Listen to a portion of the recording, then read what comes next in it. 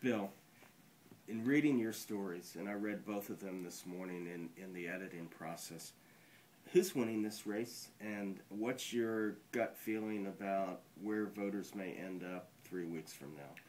The polls indicate an extremely close race for governor. The last one we had was a Quinnipiac poll that had Scott 45, Sink 44, which is, of course, well within the margin of error. I would think in the final 3 weeks of the campaign, we're going to see intensely negative campaigning on both sides, and it's really literally too close to call. Jim, how much money does Alex have left to fight that fight? Rick Scott, in reading one of your stories, I don't remember which one at this point, but could probably dump another $20 million of his own money into the campaign if he has to. Does Alex have the money to fight that? Well, she's going to have a lot of support from the Democratic Party, which is doing a lot better. But I don't have the bottom line figure right now.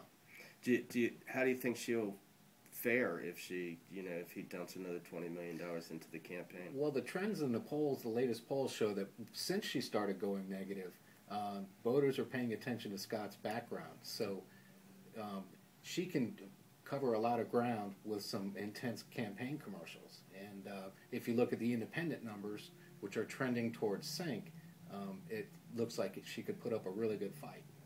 Last question over to you, Bill.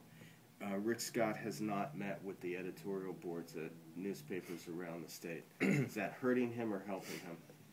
I'm sure he would feel it's helping him. It's clearly strategic.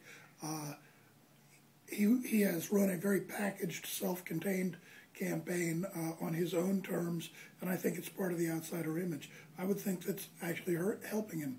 All right. Thank you both.